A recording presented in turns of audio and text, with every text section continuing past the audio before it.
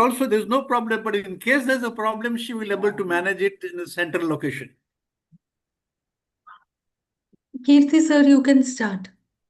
Can you see me? Am I visible? Yes, you're visible. Yes. Okay. Then it's my privilege. So thank you, Chitrakshi, and thank you, Sanjay Saab. It's my privilege to welcome you all to the second webinar of the 5-part webinar series on climate change and cities. We are talking about climate change in the context of cities. It has a suggestive title, and that is Adapting Together, Climate Theories and Strategies from Asian Cities. So stories, strategies, and Asian cities are the priorities. And they are on city scale climate action. The series was launched last week and is co-hosted by CityNet, CANSA, AIDMI, and INHAF. Let me take this opportunity to thank the co-hosting organization. Their engagement and role has strengthened this initiative very much, especially as they have a regional presence. This webinar series is trying to present approaches, efforts, and learning from many Asian cities which are preparing to meet the climate challenge. Last time we had a planner and administrator from Jakarta, Indonesia. And this time we have 3 highly competent individuals telling us what they are doing in Makati, the Philippines, and Colombo in Sri Lanka. And we also have my old friend, Mike Singlsby, who has made this region his home for the past 40 years. Mike, is it 40 years or more? I think 45 years. Yeah, thank you. Oh, 45 years.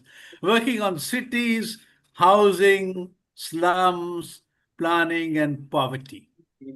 We are fortunate in having Sanjay Vashist Saab of CANSA, and CANSA is Climate Action Network South Asia. They're doing tremendous amount of work. Manvita Baradi from Urban Management Center. Manvita was there just the last week, a few days ago, and I'm very delighted she's back again because Urban Management Center is doing some remarkable work. And of course, we have very young Tanmay Takle, who has worked on Mumbai's action plan for climate change, and Dr. Jayanta Basu from Calcutta University, whose insights and information on how Calcutta is preparing. It's a very versatile panel, and we look forward to their ideas, perspectives, and solutions. As many of you know, this is 134th presentation in the webinar series we call Rethinking City, which INHAF has been running for the past many years. During this long period, we have had a good number of urban professionals, specialists, and community groups sharing their views, ideas, and perspective on many urban issues. Those who are interested and are following this webinar series for a long time, let me tell them that we are unfolding some 20 new webinars in the coming few months. And that includes a series of 6 webinars on the very special slum improvement project in Orissa. What is happening in big cities and small towns of Orissa has such potential for adoption and replication in other cities of the country that we have named the series Slums Are Solvable. And that is saying a lot. Then we have this 5-part webinar series on climate change in cities. And today is the second installment of that series. And in a series of new webinars, we are examining development challenge of selected cities of Maharashtra, Gujarat, Orissa, and Tamil Nadu. So all this put together, we are ready for at least 20 more webinars in the next 3-4 months' time. So it's quite a work for us and for everyone who's interested. And finally, though I have said it many times earlier, let me tell you once again why we are doing this webinars on Rethinking City for a long time and what are we seeking to achieve. And that is about India's urban challenge, which we consider very formidable and daunting. It is cultivating an active constituency prepared to contribute ideas, and third thing, building a wider societal partnership to meet the challenge properly. India's urban challenge is not only solving cities' current problems of water, pollution, jobs, and unplanned growth, but cities being an undisputed future of the country. And we must realize more than half of its 1,660 million people will be living in cities by 2050, in just about 25 more years.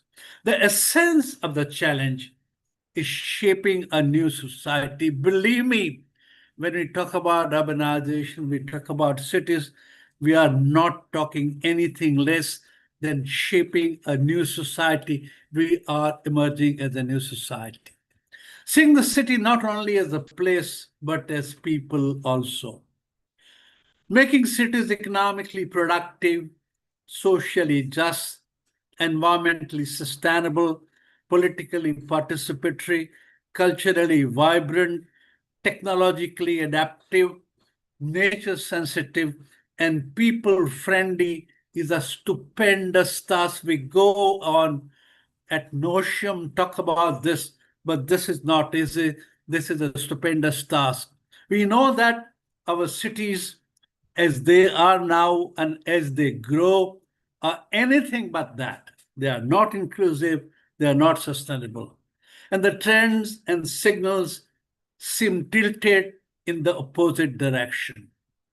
The first part of the challenge is undoing what is not acceptable and what is not working, finding correctives, and putting in place new systems and institutions. New systems and institutions. Nothing less will work.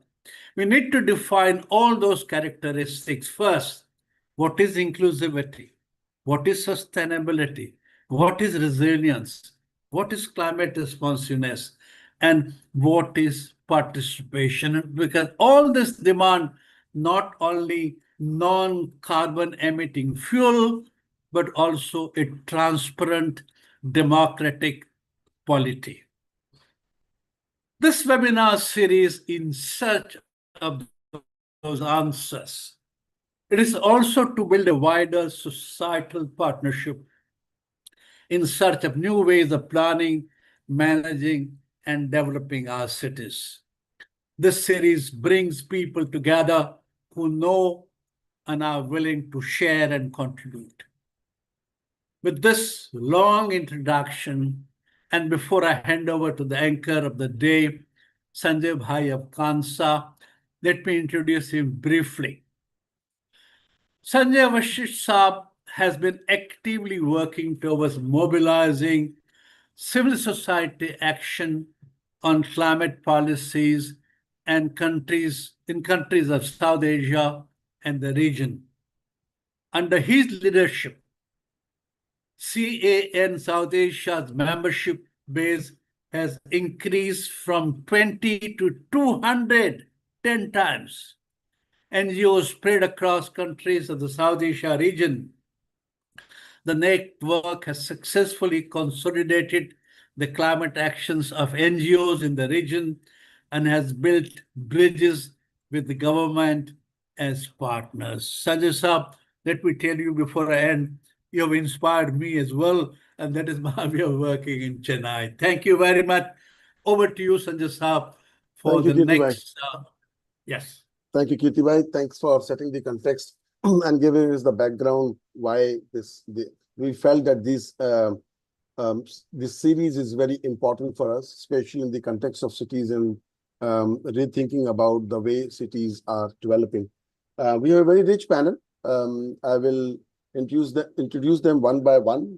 They bring in diverse experience, a very rich analysis, and very robust way forward, which we all can learn from. So let me first straight away get into the panel here, experts. And first expert is Tanmay. Tanmay is a sustainable development professional with experience in public policy, advocacy, and strategic partnerships. He currently works for Climate Champions team for COP28. He works in Mumbai as policy advisor. He has worked in Mumbai as policy advisor to Minister of Environment at the government of Maharashtra, where he spearheaded multiple efforts ranging from getting all cities in the state committed to net zero future. Tanmay also has been a lead author on the Mumbai Climate Action Plan. Floor is yours, Tanmay, and you have 10 minutes. Thank you so much, Sanjay Ji, for the kind introduction, and thank you for having me here. Good afternoon to all my fellow panelists. Since I've been already introduced, I'd just like to kind of sum up what my work has been about so far and then get to answering the questions about the panel.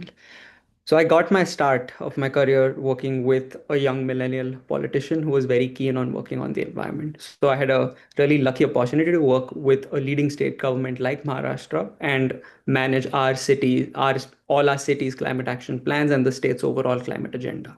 So there I got a little bit of insight into how public policy and governance works. After that, I moved to working with the UN Climate Champions team, which runs the Race to Zero and the Race to Resilience campaigns. So in that, we engaged with cities in India across different states to get them to commit to climate action and showcase what climate action they're doing. And mainly, we work to build coalitions of cities so that we can build a shared climate narrative on how we are tackling this very important problem. I did a brief master's at Columbia University in New York, where I focused in sustainability management. But after that, I returned back to India and I took a bit of a left turn in my career and I worked in political campaigning last year on the Indian general elections and the Maharashtra state elections. In this time, I got to work with elected representatives of people who were running for office on what issues matter for them, talk to hundreds and thousands of voters on the issues that they vote for, what is material to them, and why would they vote in or vote out someone. In that time, I got to work on small things like a manifesto or getting in issues around sustainable development, clean air, urban flooding, nature-based solutions, as part of the party's political manifesto, and again, in the words of our big leaders like Aditya Thackeray. So my experience, to sum it up, has been covering cities, climate, and democracy. And it's been at kind of the intersection of public policy, international affairs, and to some degree, politics. So when we look at what has changed over the last few years and how cities are dealing with and tackling climate impacts, I think establishing a quick baseline of how cities should look at it is very important. First and foremost, climate impacts are exponential. They are additive and they're inequitable. What I mean by these is exponential in the sense that they worsen each year. So say you think that flooding is not as much of a problem as it was last year. And then this year it's a little bit more, but someone will say, this has been happening for years. So what's the chance? If it keeps increasing at this rate, it will be 10 years still before we have to really care.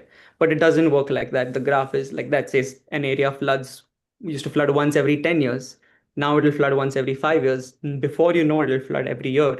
And before you know it, multiple times a year. And that's not going to be a medium-term horizon. It's going to be a very short-term horizon. And most people in my generations, especially working professionals in the field, we have seen this growing up, where we have seen our cities change in real time for the better or for worse, but we have seen how climate impacts are already adding on to a lot of the pre-existing problems that our cities have, which is exactly what I mean by the fact that climate impacts are additive, whereas say your roads are not built properly. Climate change is going to ensure that they degrade even faster. You haven't cleaned your drains in time, or the city government is not, I guess, the most proactive on delivering simple public services like that. Climate impacts are going to make that 10 times worse. So And you can see that in Mumbai right now, which you saw last week, which flooded, lots of areas were flooded. And this is something that I believe could have been easily avoided. And lastly, what I mean by climate being inequitable, it's something I'm sure everyone understands and has strong experience with, is that the ones that are the least responsible and the most vulnerable are the first to get hit. In a city like Mumbai, that means half of our population, about 52% of the folks that live in Mumbai live in informal settlements. 42% are working in the informal sector. So these are quite literally at the front lines of climate change. But at the scale at which our cities are built, this is still going to affect everyone, whether you're part of those 50%, the first 50% or the next. So with that in mind, I think we framed a lot of our work on climate initially. And I'll give the example of Mumbai, but then also the example of working in tier 2 and tier 3 cities like Nashik and Solapur and a bunch of these others, because they are inherently very different. So uh, go about the process that we did for Mumbai was um, we had to pick a globally accepted climate target to meet, which meant one thing and one thing only, that Mumbai needs to have a climate action plan that is aligned with the Paris Agreement. And by that, I mean a 1.5 degrees Celsius future of the Paris Agreement. This means for any city or any entity, even if it's a corporate that is committing to this, what this means is two things. Once you make the commitment, backed by some political or executive will, you have to publish a greenhouse gas emissions inventory and do a climate risk and vulnerability assessment. Maybe this is too strong a statement, but I strongly believe any climate action plan without any one of the two things is not a complete climate action plan. Because to understand how your city is contributing to climate, you need a strong GHG or a greenhouse gas carbon inventory to know what sectors make up for bigger parts of emissions and what sectors make up for lesser parts. In the case of city like Mumbai, about 70% of the city's emissions come from the building sector, split evenly between commercial and residential buildings. 20% comes from transport, 8% comes from waste, and then the rest from land use and general stuff, which again is not much, but very impactful. Of the grid that powers Mumbai, 95% of it runs on coal by three discoms,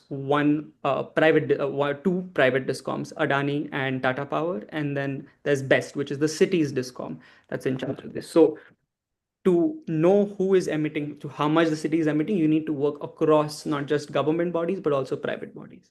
Second thing that needs to be done, and is more critical for cities in the global south than anything else, is a climate risk and a vulnerability assessment. This simply means mapping out how your city is going to get affected at the ward level by impacts of climate. It could be an increasing urban heat island effect. It could be urban flooding. It could be air pollution and health hazards. It could be accidents. It could be congestion. It could be labor loss or anything like that. But you need a strong, robust, scientific framework backed climate risk and vulnerability assessment to assess that. So now when we get into looking at how do cities do this, there are tons of frameworks that come to my mind. I'm sure you have experience with a lot of these different frameworks in some capacity or the other.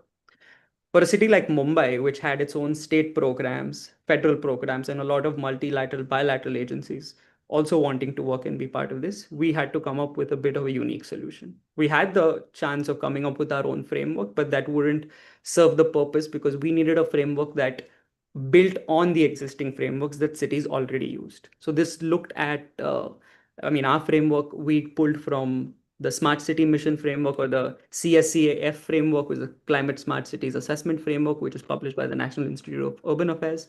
We pulled from C40's framework, the World Resources Institute, which was a knowledge partner on the Mumbai Climate Action Plan, and who did a great job at helping government build the capacity to do this.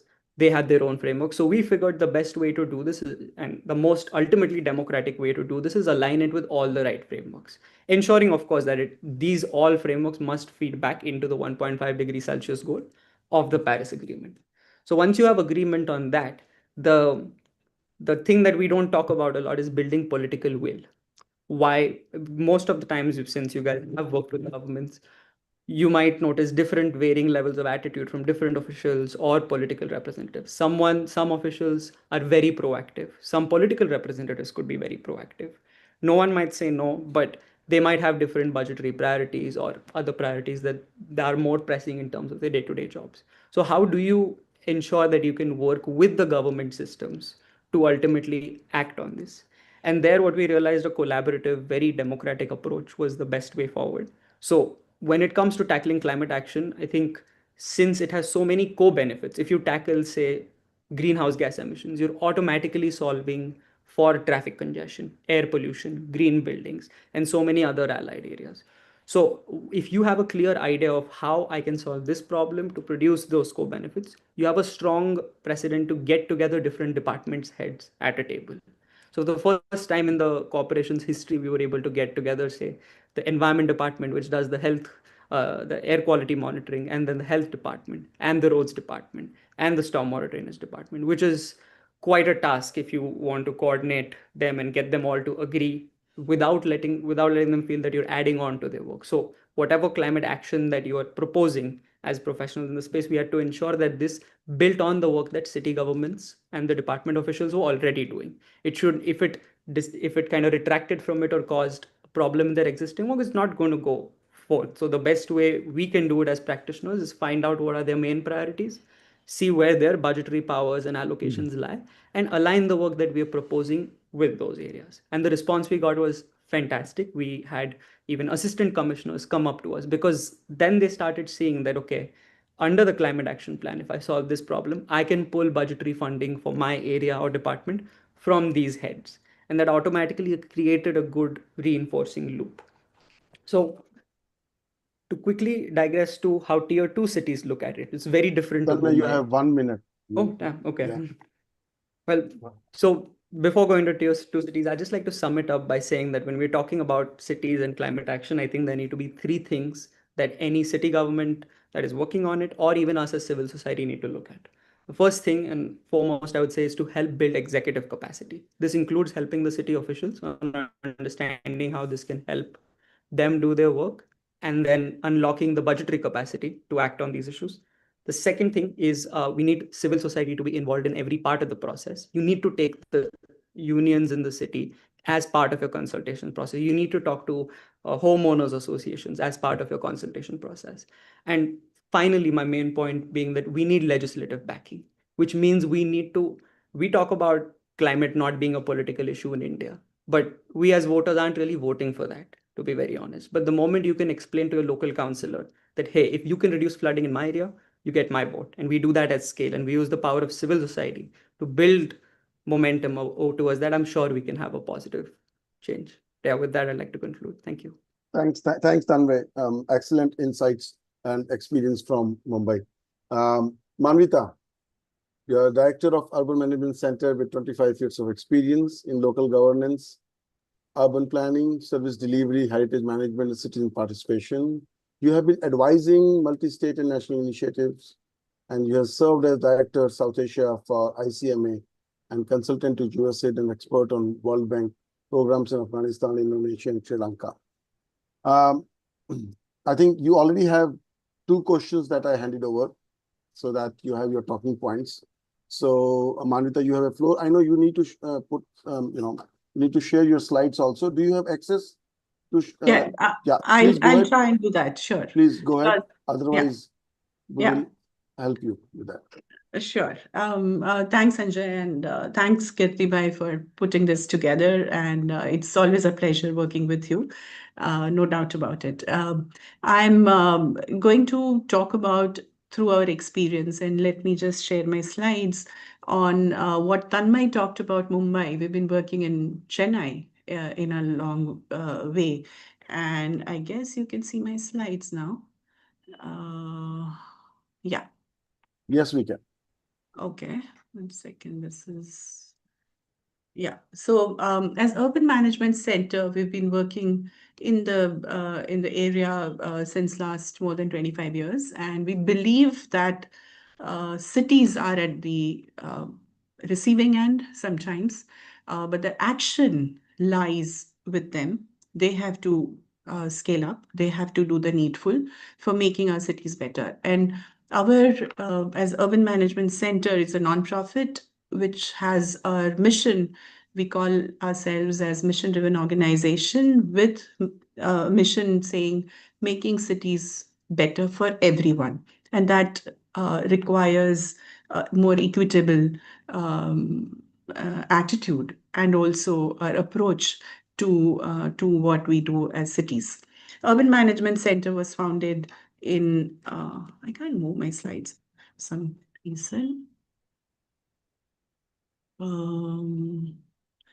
Slides. Chandrika, you have Chitrakshi, you have the slides? No, she doesn't have slides. I'm not. Then one escape second. Manvita and then don't Yeah, put a full slide mode. Okay. I'll not put the full slide. Okay. Yeah. Okay. So we've been working for building resilient systems for inclusive and equitable development across 3 levels and also with communities. So we work with national governments, state governments, and local governments, but the action we understand is at the local governments. But collectively, when they have to bargain, they have to talk to the state, and a lot of funding from in India is top driven. So national governments also are very important when we talk of action. So fortunately, have embedded teams in ministries of social justice and also urban development. We also work with many state governments, currently in 5 of them, and about 15 local bodies where we call them local bodies is a South Asia context. So local government units or local government organizations. So we're embedded in a few of them. Then we work with communities to create an action as a grassroots, and they talk about these experiences above. So it's a bottom-up approach when we do. Now, we know there have been deaths, there have been flooding, and Tanmay already spoke about it. So where do you think is the real risk and climate risk in cities, and why is it getting escalated? It is mainly because of the urban growth, weak reinforcement of environmental rules, natural ecosystems are disturbed, climate change and more extreme weather events keep happening, lack of coordination and insufficient investment, all of which Tanmay has already spoken. And what is our experience in Chennai is what I'm going to elaborate on that. We've also made a climate action plan, and in Greater Chennai Corporation, currently we're working on 3rd master plan process in Chennai and how to embed all these climate actions into the statutory planning process, because until we do that, things won't move. It has to be backed by, a statutory reasons for it. We are also working in Guwahati. So my experience is now I'm pulling in from Chennai and Guwahati. So in Chennai, if you are talking, we have how did we get started? It was working with the government, working with the civil society, and coming out with strategies and identification, and then understanding the GHG inventory. As we all know, data, how important it is across departments is varied, and consolidating this data and the framework which we use was C40 framework. They were our partners in the whole process. The emissions, as we all know, was calculated. Baseline assessment was undertaken, which was extremely, extremely difficult to converge data, different. We all know how, unfortunately, our cities or states don't keep appropriate data. But we have seen the trend where how floods and storms keep coming, the heat waves and the urban heat island effects is taking over. There are droughts. So one time it floods, the other time there's a drought, and there is constant sea rise level. So Chennai has been really facing a lot of these issues. The large part of our work was undertaking mapping exercise, which has given very interesting findings as well, and which has been validated by the settlements, by the government, and by the communities themselves. Now, if you talk of flood risks, at the written period of 5 years, about 29% of the Chennai Corporation area was at the risk of flood inundation. If you take off about 25-year period, it's about 46, and a 100-year period, about more than 50% of GCC would be flood inundation. Now, this created a lot of ripples in when the report was out and was being discussed. But it is true in the sense, if we plan our infrastructure in the areas where are more flood risks, this would give a more visual exercise how to plan better, and hence we are really talking of embedding this understanding as part of our statutory planning processes.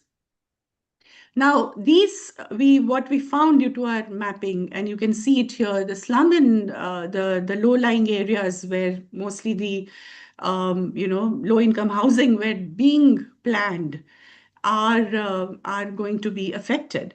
And the second effect would be to the health infrastructure. Unfortunately, the areas which were more flood prone had a risk of population which were going to access the health infrastructure. So you will be, always have a double problem. There would be flooding, and you will be anyways affected by it, and then you will not be able to access the health infrastructure. Similarly, if you talk of fire services, and the impact was decreased due to waterlogging, you cannot access these facilities. So how do you plan these services, and where do you do it? Was a very important findings which we were talking about.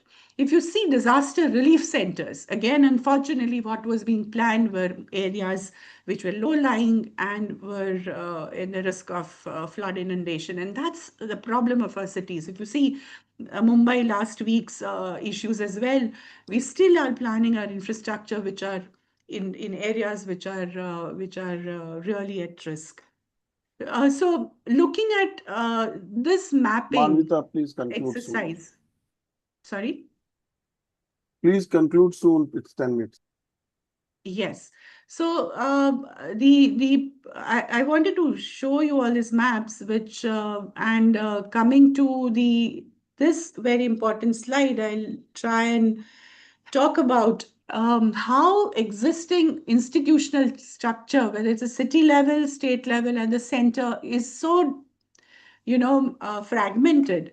And if you're going to look at, say, whether mitigation or adaptation aspect, which department of the state, which department of the city, and which ministry gets affected. So it's a collusive, exercise to who do you approach, how do you approach, and what actions do you need to take. That's the analysis which needs to work. We need to work on institutional restructuring, if at all. By creating just a cell or a department within the state government will not help. It has to be much more than what we see on the surface. I'll stop here, but if there are any questions, I'll be happy to take. Thank you. Thanks, Manvita. I think infographics were very helpful to understand. It's really good. Jayanta, well, me and Jayanta has been working for last so many years together on climate issues. He's one of the experts on climate change from Eastern India. He understands Sundarbans like anything. He has been researching in Sundarbans and has been a strong advocate of Sundarbans. He's also an environment and climate correspondent with Telegraph and faculty member at the University of Kolkata, known for its work on climate change in Eastern India. And he has been covering international meetings very regularly and has been chasing policymakers to bring some desired change. Jayanta and me has co-convened Kolkata Climate Action Plan, and this plan is in public domain now. Jayanta, you have a space. Thank you. Thank you, Sanjay. It's a pleasure and privilege to be part of it. Very august panel. I'm just sharing my presentation. But as the presentation being shared, Kirti Bhai and Sanjay and my fellow panelists, I think wonderful discussion. I was hearing Tanmay Ji and then the subsequent one. My presentation is can be seen? Yes. Yes. Yes. Okay. Thank you. So, as I said, that as Sanjay has already mentioned, that myself and Sanjay being part of this whole process, in fact, we are co-conveners of Kolkata Climate Pact Plan, which has been launched last 5th June. You can have a look at it. And then before I delve directly into Kolkata Climate Action Plan, the earlier two presentations have very clearly discussed the nitty-gritties and how you kind of interface with society, with politicians and all that. I just mentioned one simple point before going into the presentation directly. See, when we do anything at the social level, at the political level, there are three categories. One is the decision driver, one is the decision pusher, and one is the decision implementer. The decision drivers are the academics. With their studies, the evidences, scientific evidences, they drive the decision. And then the pushers are media, communication people who actually push it, play a key role. And then the decision makers are the politicians and the executives. Very fortunate to be part of the earlier two. I'm a faculty in Calcutta University, being in academics. Just I think about a week back, an international paper in Springer book chapter has been published on Kolkata's climate action plan, where I am a co-writer, and also being a journalist, as Sanjay has pointed out. So with that background, let me go directly to my presentation. Sanjay has posed two questions. One is about the how the climate change is happening in the city, in my city, Kolkata, or Calcutta, as we used to call before, and also some case studies. I try to accommodate that within a 10-12 minutes presentation. See, very clearly, if you look at the Kolkata and if you look at the AR reports, assessment reports of IPCC, you will find there are several mentions of Kolkata, and Kolkata being very close to Sundarbans. In fact, at this point of time, I'm working on the vulnerability audit of Sundarban along with as a consortium, part of consortium of IIT Kharagpur, and also UNDP's work on preparing West Bengal's climate finance infrastructure. So considering all those inputs, if you look at the IPCC report, you can see that there's increasing risks, loss of green cover. Kolkata is already one of the poorest green stretch in the metro cities. And that has been severely impacted by a series of cyclones, one after another. We don't have adequate resilience plan. The disaster mortality is expected to be high, drought rates, flooding. Kolkata flooding is extremely high. In fact, as a matter of fact, I don't know how many of us have noticed, in this particular year, this monsoon, all the metro cities, Kolkata, Mumbai, Delhi, are suffering huge amount of flooding. So that's can't be a coincidence. It has to have some kind of a correlation. If you look at the storm surge, cyclone surge, in fact, Kolkata can be called the cyclone capital in the country among the metro cities. We have, as I mentioned, Sundarban is pretty close, 100 kilometers. And Sundarban region is, if you look at the this bank of India, is one of the most affected part is Odisha and Sundarban and the Bangladesh. So we are having all those cyclones. Sea level rise, the sea level rise close to Kolkata around Diamond Harbour is highest in the country, being officially acknowledged, and it is quite high compared to the global average. And but the most important thing, what I should mention here, the temperature rise. AR6 report says that in the last 50 years, 1950 to 2018, or 60 years, the average temperature rise in Kolkata was highest, 2.6 degree. In fact, it is 2.66 degree among all the 20 regions considered globally, and Kolkata being followed by Tehran and Moscow. So that underlines the threat perception of Kolkata, that if you look at the rainfall and others, everything is quite high. Heat wave, heat island phenomena, everything. And if we look at the future prediction, this is something I have worked with Professor Shubhimar Ghosh of IIT Mumbai, who is also a member of Kolkata's Climate Action Plan Committee, and the scientist, Professor Islam from Dhaka. And this is what we have found, that as per the IPCC prediction, if we go by the worst possible scenario, that the 8.5 scenario, you will find that Kolkata's temperature rise can be as high as 4.5 degrees centigrade by 2080, and we can reach a highest temperature of about 50 degrees centigrade. About 150 days, we can be having over 35 degrees centigrade. So that's all. So very clearly, the threat perception, the present and the future threat perception, Sanjay, as you mentioned, are clearly vindicated here. Now, with this background, Kolkata started the process in 2022 when with the kind support of Sanjay and the cancer, Kolkata took the anti-fossil fuel pledge. You can see Sanjay with our mayor and a very senior minister in the government, Mr. Firad Hakim, and Mr. Debashish Kumar, also an MLA, who is being part of last 3 COPs in cancer meeting. They are releasing that document, and now, as a follow-up to that, the mayor announced the Kolkata Climate Action Plan after a lot of discussion between all of us. And a pan-India committee is being formed, mayor being the chair. That underlines the political will of the government. And that plan has been just released. Follow-up consultation is ongoing as of now. Now, very quickly rushing through the objective. Main objective is to map a pragmatic and doable solution. We can talk about a lot of kind of solutions, but we need to map which are doable and pragmatic, time-bound. So we are basically targeting maximum emission reduction as possible under the scenario, make it inclusive for all segments of city population, in particularly the urban poor, the slum population, and prioritize action based on evidences linked with SDGs, particularly those related to climate change. So that's, and you can see the basic parameters we are looking at. And our observation is core Kolkata is only part of the bigger Kolkata. So we need to consider the whole process. We need to prioritize areas like industries, transport, slum and skyscrapers, both. Strong awareness, communication strategy being part of the communication sector that helps. See, and also I think a very important point I would like to share with my fellow panelists and all those who are being part of it is that we could not get hold to a net zero target straight away. It was being decided by the team that we can't have a single net zero target. We can have sector-wise target. So that's something we look at. The gender and children issue is very important, and we are considering that. And we are also scoping the fund, because unless you have the fund, there's very difficult to take it further forward. And we are now in the process of linking this with the state level climate finance architecture planning. As I said, I'm advisor to that as well, so that helps. So focusing on both mitigation and adaptation, these are the basic areas.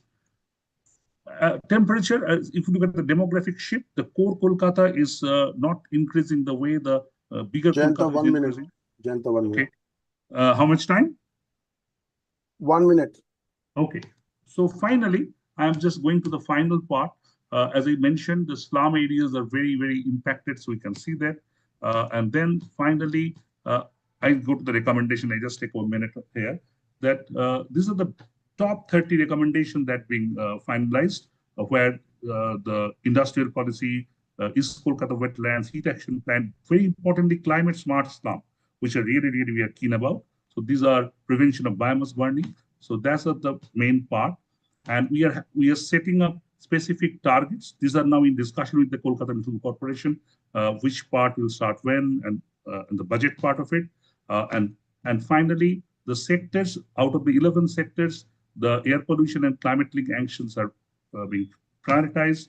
And as a case study part of it, Kolkata already did 13 carbon neutral parks under this, in relation to this program. As of the greenery part is also being quite enhanced, whatever possible.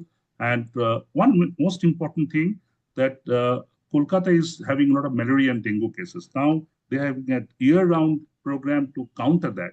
And that's kind of a climate adaptation we are looking at.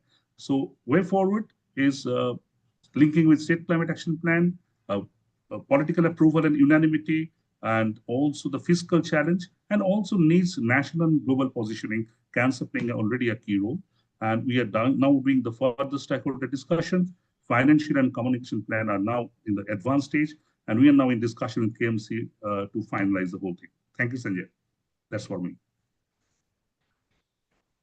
Thank you, Jayanta. That's very comprehensive, and I think you covered a very detailed report in last 10 minutes. Michael. Sanjay Baba, can I Ji, take a half a second time? Ji. What I'm saying is this, that, and I do understand, I think your compulsions that, we have a time limit to complete this. Yeah. What I suggest is this, if you don't mind, like, this presentation is so rich in terms of what they contain. They are. Both Manvita, Dr. Basu. I person don't mind overstepping 10 minutes, 15 minutes, 20 minutes, whatever. We have done webinars, 2-hour webinars, which have spilled over for 2.5 hours, 3 hours. So Yeah. what I'm saying is this, that if you're okay, be a little more lenient in terms of allowing people to. Yeah, there is a reason why I'm actually limiting to 10 minutes, because after that people lose their concentration.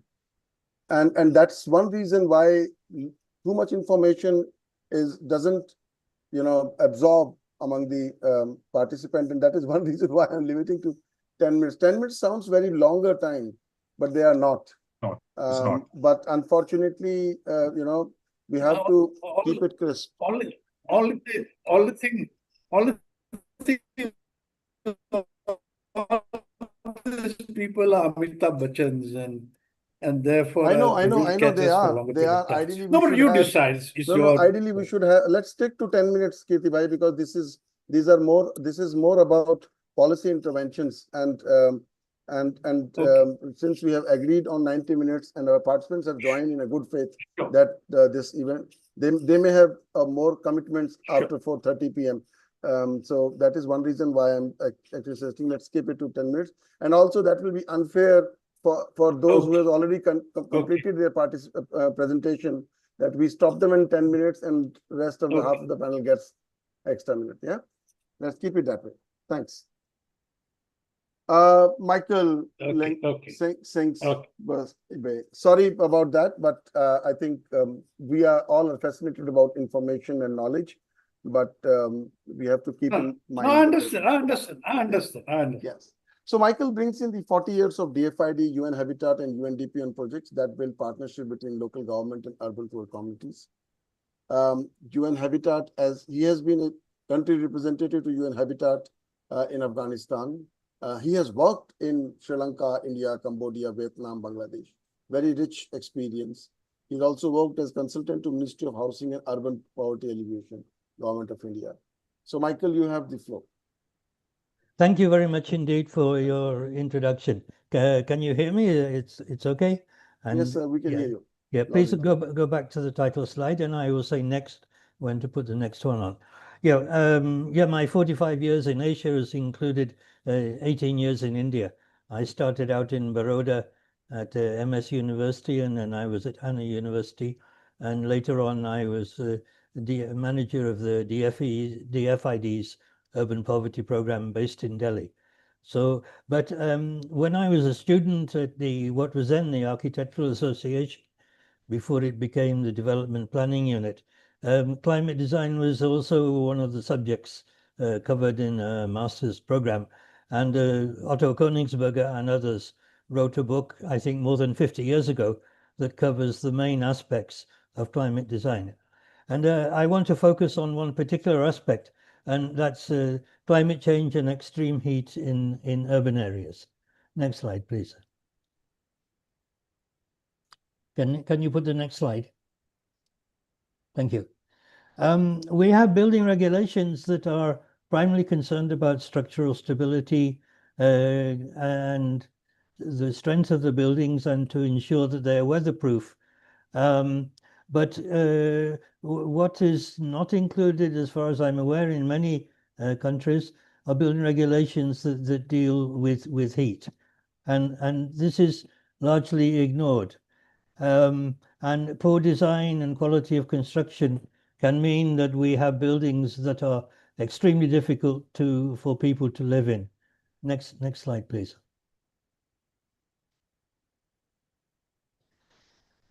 Yeah, so we can get internal temperature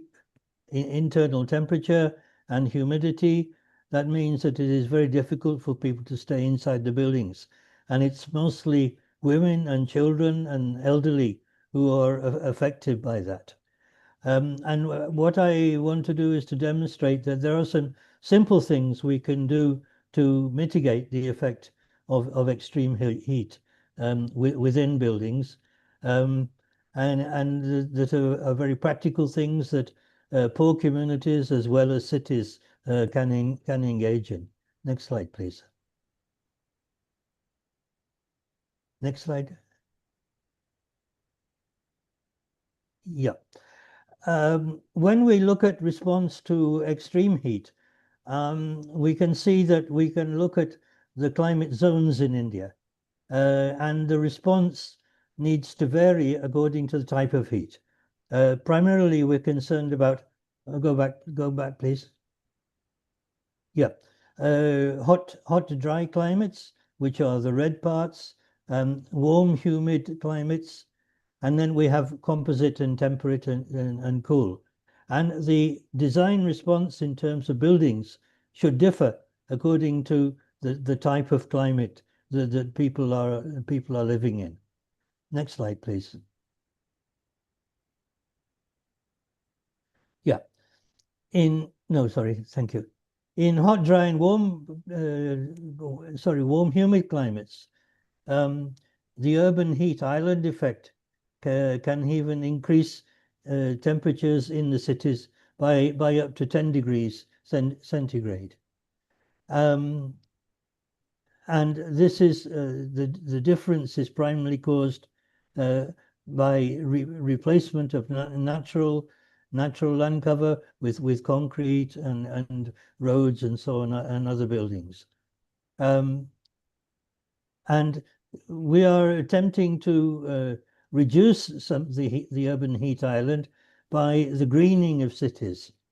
And that's not just a matter of putting in some plants, but it depends on what type of plants are suitable for that particular climate, and also for the soil conditions. In a previous INHAF presentation, we saw a very good presentation from Chandigarh, and there is an urban forestry department that helps the city make decisions on how the city can be greened and what can be the impact and what type of plantations are most suitable for the maximum effect of this. Next slide, please. And we also had another in our presentation written by Amita, who did some excellent work. And this is just the title slide from her presentation. Next slide, please. Yeah, and she particularly talked about the effect of greening different types of trees, which types are more effective in terms of reducing the urban heat island. Next, please. And this is the impact of different types of surfaces. We can see, for example, a blacktop road can bring temperatures up to 61 degrees. Red pavements also can add another 20 degrees. So it also depends on the surfacing, the extent of concrete, the extent of blacktops, and so on within cities, which can make urban heat island impact even worse. Next slide, please.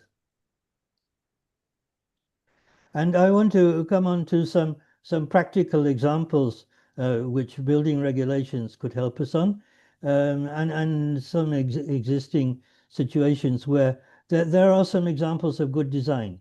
In a warm, humid area, we're looking about the flow of air through the buildings, and obviously if the single rooms have ventilation on both sides, there's a good impact. And this is a nice design actually from Yangon in Myanmar, where you have full height windows divided into 3 parts. The bottom part can be opened, so the places where most people sit and sleep, you can get air flowing through that. And the upper part can also be opened, so there is a flow of air between the bottom part and the upper part. And also the central area can be opened. So with very practical design, we can make the interior of our buildings much cooler and much more livable. Next slide, please. Yeah, something that has recently become beginning to become quite popular is the reduction of extreme heat in buildings by white painting.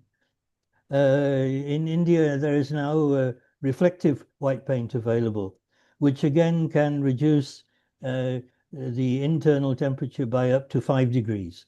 And this is something that is very cheap to do, is very good for painting the tin roofs and other different types of roofs that in houses that very poor people live in, and something that's very practical. And there are some good examples in Ahmedabad where this has been done quite extensively.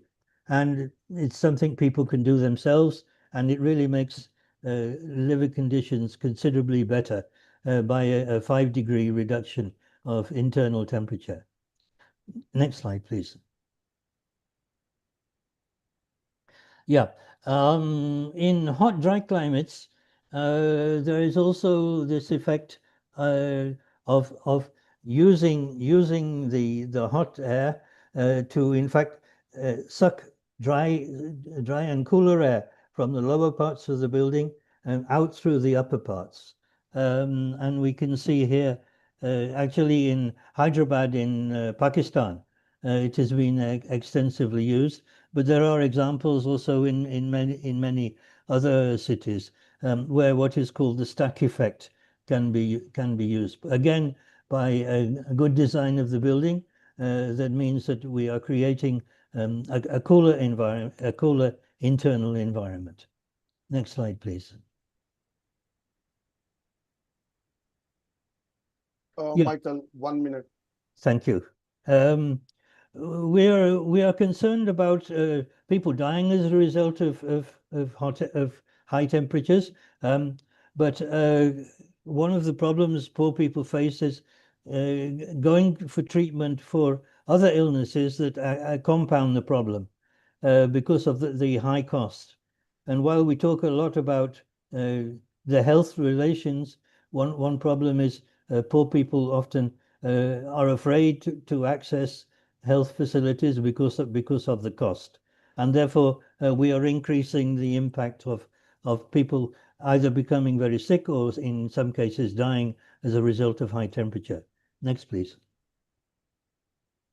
Next slide. Yeah, and this refers to Königsberger's book of 50 years ago that also includes something called comfort zone, which takes into account relative humidity, air temperature, and also wind flow.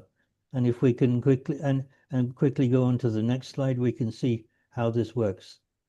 Next slide, please. Yeah, this is an analysis showing what is the comfort zone in a building and how can we design to maximize the effect of this. Next slide, please. Yeah, and there are simple things that people can do. Putting in a ceiling into poor houses, here a split bamboo ceiling also makes a big difference. Next slide. Yeah, the design of shading devices is also very important. If we see a building that has overhangs that are all the same on all 4 elevations, it means the architect doesn't understand how to design shading devices.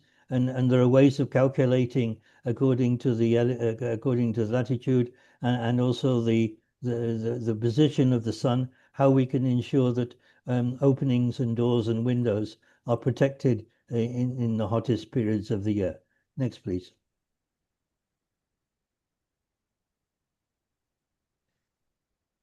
Yeah, one thing we often do is we put Michael, if you can conclude now. Yeah, thank you. Okay, then just show the last slide, please. Yeah, one problem that was briefly touched on here, and that is that in India, about 70 to 75% of energy is produced by coal-fired means. The voters are only concerned about having electricity. They're not so concerned about how it is produced. And this is a major battle.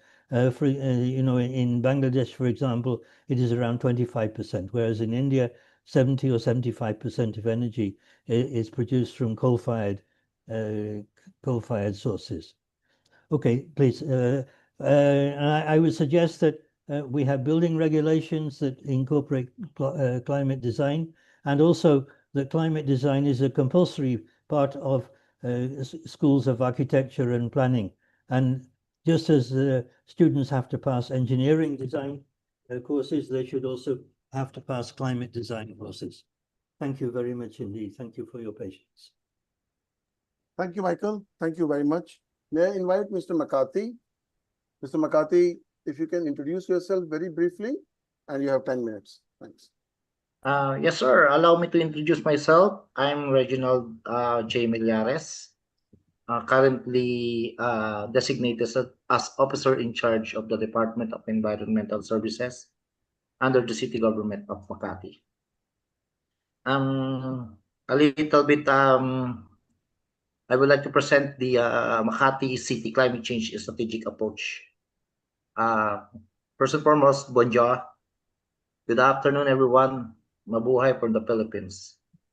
I'd like to share with you the experience of Makati City Government in the Philippines in engaging our stakeholders through consultative, participatory, and inclusive climate actions. It is not an easy journey as we navigated through the pandemic and changed our approach in planning to be relevant and responsive to the emerging needs and newly reality of the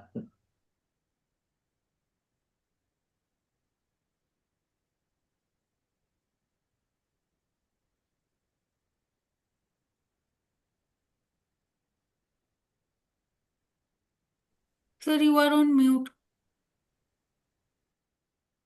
So, McCarthy, you are on mute.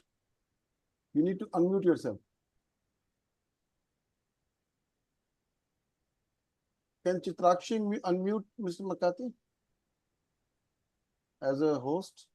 No, sir. Hello? Yes, sir. Yeah, now we can hear you. Yeah.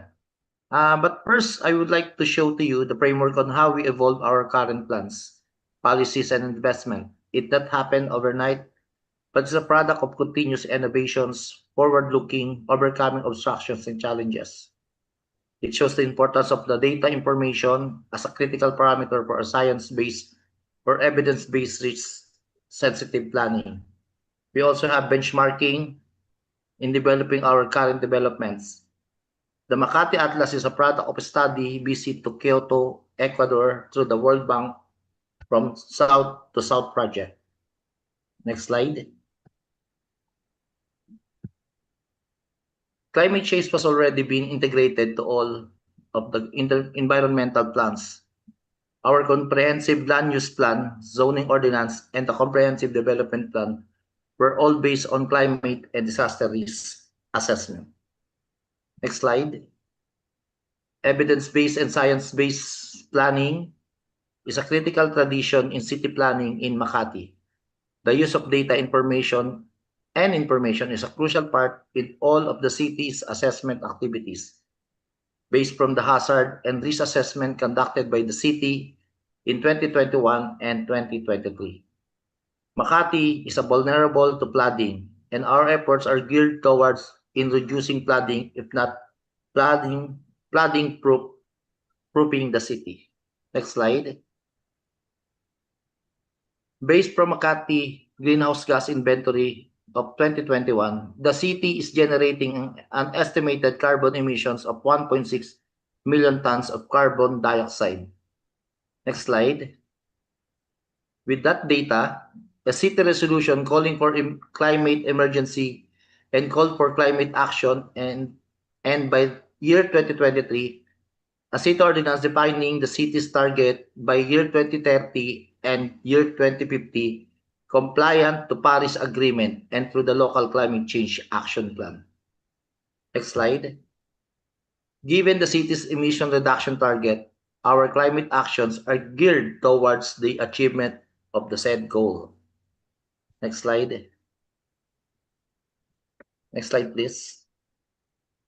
The Makati Climate Change Committee, tasked to implement programs and projects, monitor and manage activities, are composed of private organizations, the academe, the national government agencies, including departments and offices of the city government of Makati. Next slide. Some of the city's interventions, including capacity building, design updating to include rainwater facilities or rainwater harvesting, and the acquisition of e-vehicles and charging stations.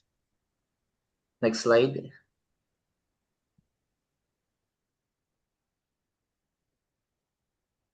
Install. Next slide. These are some of our partners.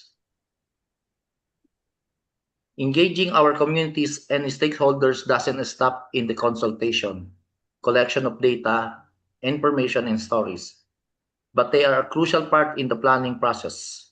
They know best their respective areas in updating local climate action plan. They provided ground experiences and stories that validated assessment and reviews conducted. Next slide.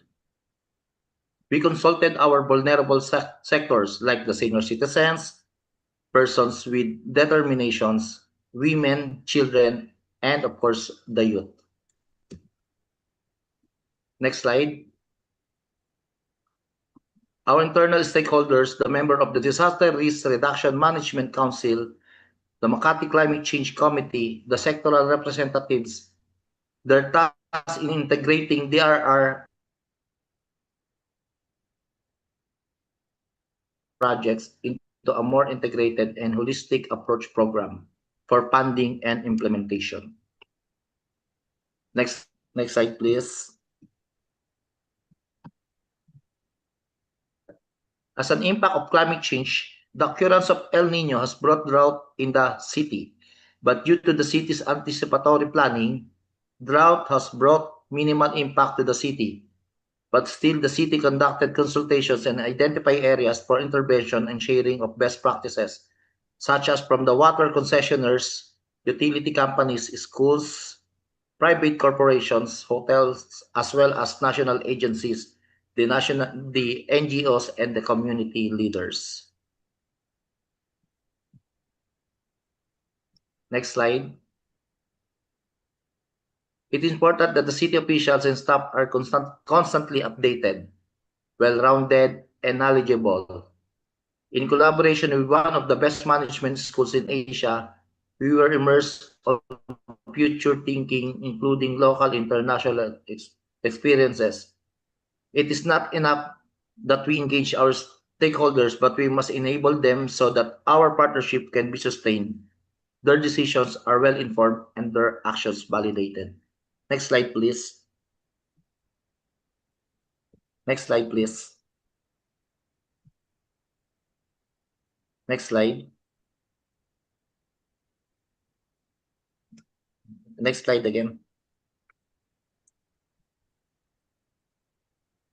The members of the Disaster Risk Reduction Management Council in action, doing resilience planning with an output of a concrete project for implementation, with the end view of doing the backcasting, providing a roadmap in attaining a sponge city called Makati using nature-based solutions, legislative actions, AI and Internet of Things, partnership and collaborations, and Please conclude, that Mr. is the McCarthy. journey we are taking, and we are inviting you to join us. Please conclude. Next Mr. slide.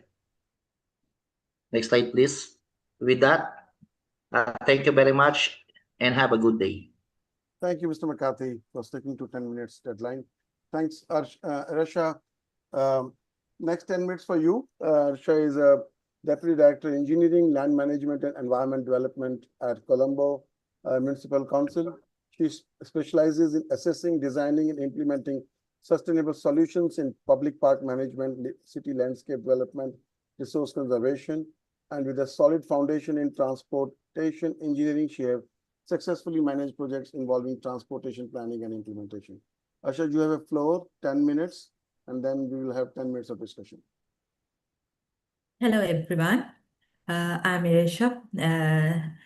Today, I'm going to presenting case studies on climate resilience and mitigation measures in relation Colombo.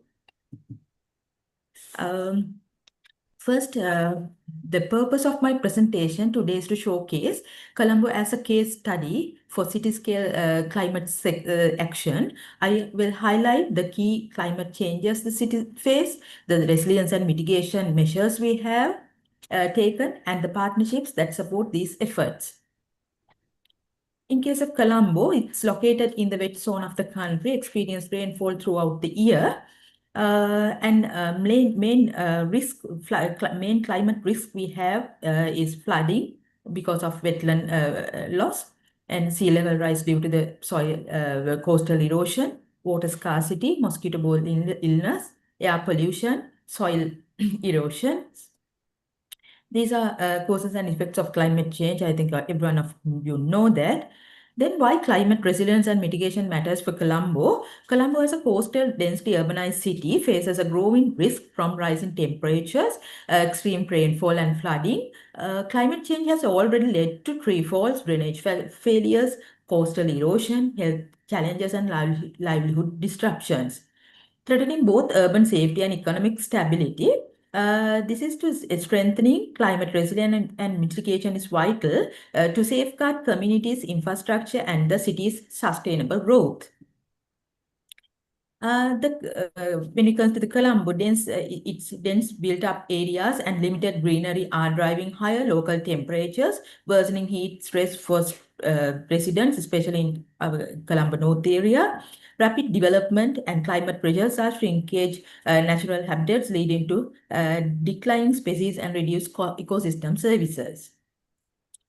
These are the climate resilience and mitigation actions. Urban greenery is important for reducing heat and improving air quality. Flood mitigation is achieved by protecting wetlands and upgrading drainage systems. Proper solid waste management is also essential, alongside promoting the use of renewable energy. Identify risky trees, providing early warning systems, and implementing climate adaptive urban planning also key measures. Now I'm going to present the past initiatives we have implemented. Colombo promotes urban resilience through expanding and maintaining green spaces, managing risky trees, and developing landscaping solutions to reduce heat and flooding. In parallel, proper solid waste management, including a waste-to-energy plant and 3R awareness, these all support sustainable city development. These photos show some projects we have done for enhanced urban greenery. Colombo city covers 37 square kilometers but has very limited public spaces. These are three main parks we have. One Vihara Mahadevi Park, Pro Island Beach Park, Satutuyana. We have significantly improved these areas to enhance recreational facilities for the public. As I mentioned, our prime objective is to greening every possible inch of the city. This is a real example for that. Actually, this picture shows maintaining green belts alongside the roads, both sides of the road, not only road sides, in the center medians, roundabouts, triangles, everywhere we are promoting trees because of this, the requirement of greenery in the city. And also in this area, it's the Vihara Mahadevi Park. It's also highly dense in trees. Changes in rainfall intensity, wind patterns by the urbanization have increased in tree falls in the city. Tragic incident occurred in 2023 where a tree fall on the public bus causing 5 fatalities. As a preventive measures, dedicated teams are now deployed to identify and manage risky trees. Also, we are maintaining proper green belt to reduce heat and absorb water. Actually, this mitigate flooding as well. You can see that there are large trees in the roadsides. There is shrubs. There is a small trees that we are maintaining them properly. Also, we are conducting awareness program for general public, also kids, to promote home composting as well as sustainable gardening practices with biodegradables. These are the now I'm going to talk about the ongoing projects. This first one is urban forest. To enhance green cover, urban forest being developed in spawned land patches along roadsides and selected city locations. One project has already been completed at the Colombo entrance near Paliagoda, which another proposed near Totalanga Junction. It's also we have to be implemented. In addition, that in the second photo shows the cycling event. Several initiatives are underway to promote cycling, including Cycling Sundays, where in collaboration with private partners, bicycles are provided for use along designated roads. In the third photo shows the ongoing tree surveys because, as I told earlier, to identify the risky trees and treat them, we are doing tree surveys using specialized teams. Colombo's densely populated city where most residents lack adequate space within own premises. Therefore, these three parks, Vihara Mahadevi Park, Go Island Beach Park, and Satutiyana, serve as the main recreational areas. To enhance their value, we are taking necessary measures to upgrade facilities and improve tree cover within the parks. You can see that the number of roundabouts, these number of roundabouts, center islands, and triangles that have been converted from paved areas to green spaces. These interventions help reduce the urban heat island effect, enhance the city's aesthetic value, improve ground permeability, and contribute to flood mitigation. Proper solid waste management is a key role addressing climate challenges in the city. Colombo operates a waste-to-energy plant at Keravalapitia. Not only that, we are doing waste segregation, fine soil sustainable disposal facilities, improving recycled waste, public awareness regarding segregation and triage practices. Also, I'm going to talk about the planned projects. Expanding urban greening concept, special tree treatments, energy generation plants through methane capture project, improvement in cycle tracks as a private project, shuttle bus services. As mentioned earlier, our prime objective is to expand urban greenery across the city with the active participation of both private sector and the community. We also promote solar lighting and rainwater harvesting in public areas as well.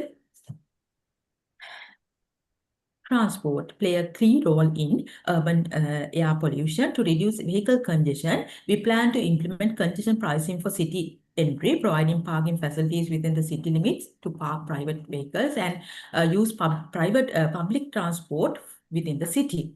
Also, we are promoting cycling. It's being promoted through designated routes that cover major city roads, including areas near five-star hotels, and allowing tourists to also to rent bicycles. Additionally, a shuttle service within city being developed to provide convenient mobility for both residents and tourists. Also, we are promoting electrical vehicles based on supply renewable energy, especially solar power.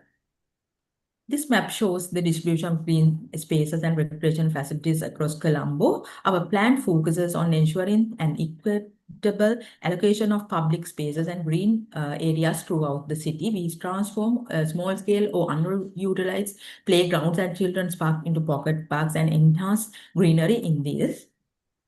Also, that first picture shows the top one shows the current condition of cemeteries within the city. Our vision is to reimagine these spaces as serene public gardens by improving circulation and introducing landscaping features. This transformation has already begun at our cemetery.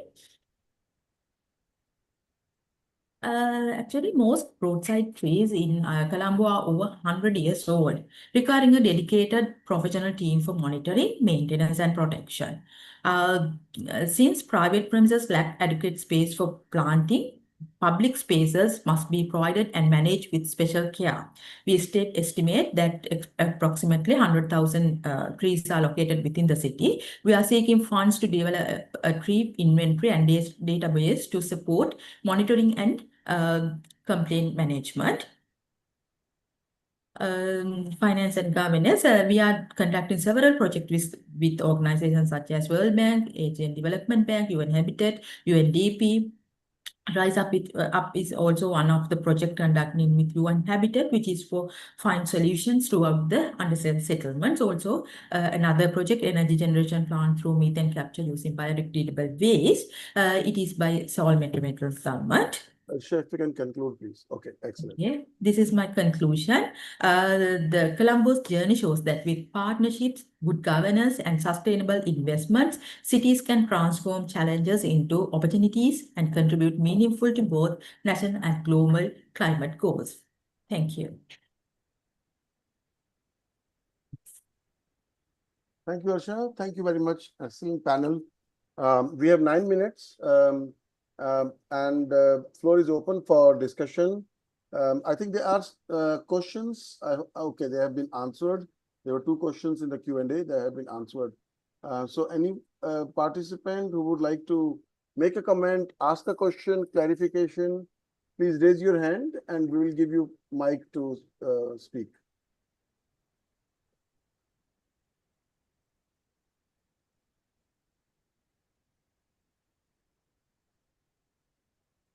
Any question?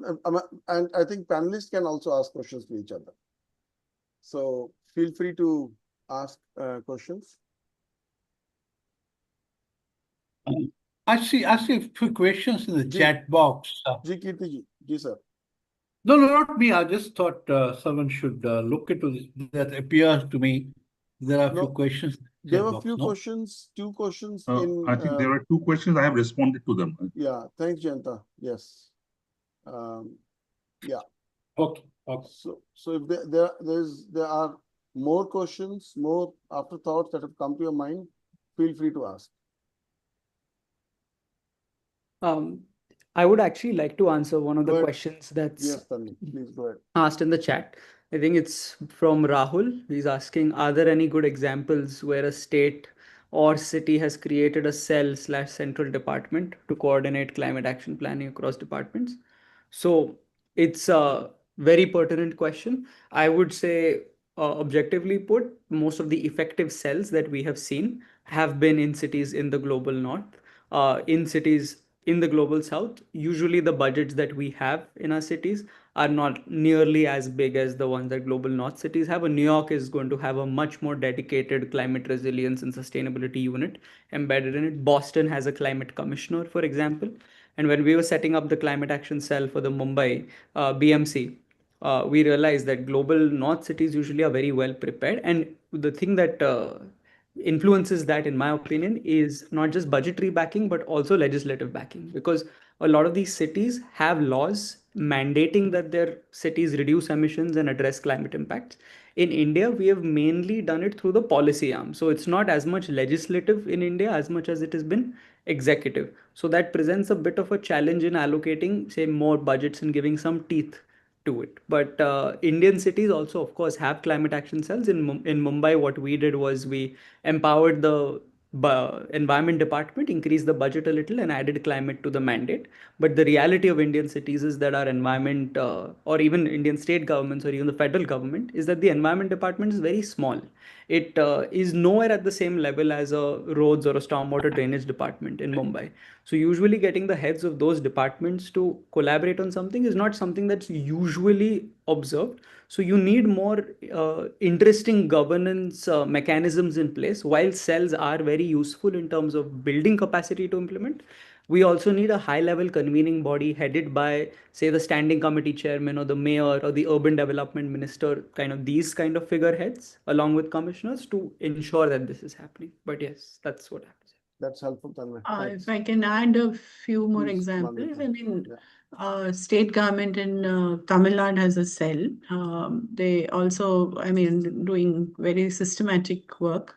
A lot of studies commissioned. There's multilateral funding as well. And cities in Gujarat, in Ahmedabad, Surat also have city-specific cells. So, but just making a cell is not enough. By statutory embedding these programs, projects, and looking at all the infrastructure, any other programs with climate lens is need of an hour. Yeah. And I guess with Calcutta's example also, it is very evident. Yeah. Thank you. I think there is one question from Noor Zalina Harun, and Jayanta, if you can also touch upon that while making your intervention, that based on experience, the greatest hurdles in certain cities to convince local authorities to work on the greeneries, as the impact of green infrastructure can be set as less tangible in reference to urban heat management. Can you share your experience in working with local authorities? Can I come in here? Please, Jayanta, go ahead. No, just would like to build up on what being Manvita and Tanmay has just said, is that I think just doing a cell is not very important. It's very important to have a functional cell. And I also believe it is very important to have political ownership. I have, while doing the Kolkata Climate Action Plan, Sanjay and I, we have looked around the climate action plans being done for various cities across the world, including in India, in South Asia. We have found in various places there has been less political ownership of the process. And that's very important to have political ownership. But also another part is very important, at least in Indian context, to link the city climate action plan with the state climate action plan. It is hardly being done. If you look at the MOEFCC, the Ministry of Environment, Forest and Climate Change mandate, every state is preparing a climate action plan. But at least for West Bengal, I know, my friends told for other states as well, it's not being linked to the city-specific plans in that way. So that is very important. We tried that because Anumita from CSC, she has been the knowledge partner of the state climate action plan. We have kept Anumita Sanjay in the city climate action plan to have that linkage. So I think that is very important. But I also take this opportunity of so many eminent persons out here is, Sanjay, why don't Kansa take a more stronger role in allowing us to learn and unlearn from each other? I was just hearing, I think, one of the panelists talking about I think from a friend from Sri Lanka, talking about the dangerous trees and all that. We are doing a survey in West Kolkata on the tree census, and we have a detailed road-wise tree census. We can tell you which road have how many trees after each cyclone, how many trees are going down, every data we are having. So this is an opportunity. If we can interact with each other and learn and unlearn from each other, that will be a wonderful way forward. Absolutely. Thanks, Jayanta. Well, we are receiving congratulations and thank you messages in the chat box. There is a question on how can we know more about rainwater harvesting? How can we know more? I think it's a Shanti. There's plenty of information online on rainwater harvesting, how to install it, what are the benefits, technically how robust it is. So maybe I would request you to please go through the Google, and you will get a lot of links to enrich your information. So that's one. Any last minute comment, Kirtiji, or you can also conclude. No, thank you very much. Just there is not time, and therefore I don't think I will go into the content part of the discussion. I just have one or two operational things to mention. One is this, that there's some remarkably good slides. And if it's possible, I'm requesting my colleague Chitrakshi to reach out to everyone and collect those slides and then make them available, because there is so much to learn from them. That's number one. Number two is this, that if anyone is interested, we would be out with the recording of this meeting by tomorrow afternoon. And this is on INHAF's website. We, as a matter of fact, have 133 recordings already. Yeah. So anyone who wants to access them, please do that, and I think we'll be very delighted. The third thing is this, that Sanjay Bhai, you made me think. The next webinar on this particular subject, the third in the chain, takes place on 2nd of September, exactly after a week. And I'm a bit concerned about this time elements, and I would want to talk to, I think, our colleagues, including you, because you are a partner in this whole thing, and we would see how to manage that. That's the third thing. And the fourth thing is this, that I must personally thank everyone who's here, and I will do it with name: Reginald Saab from Makati, Jayanta Basu Saab from Calcutta, Manvita Ji from, of course, Ahmedabad back home. Tanmay Bhai, we have got to kind of start working on Nasik immediately. But thank you very much. Been very nice, terrific. Sanjay Bhai, I think, thank you very much. Mike, I must thank Mike. Mike is not well. As a matter of fact, I wrote him a worried letter that would you be able to manage? So he's not only managed, I think he's in Bangkok taking his medicines, but he's around and he made a very good presentation. And Erisha, I think, is very good because they're sort of very practical, pragmatic, I think, doesn't require huge amount of money, nature-based solutions, simple things. So thank you very, very much to all of you, and grateful for making time for this. You learn a lot, and we continue doing so. So please, those who are interested, please come and join same time, 3 o'clock on 2nd of September. That's the third part of the series on climate change. Thank you very much. Thank you, Sanjay Baba. Tanmay Bhai. Thank you. Thank you. Bye.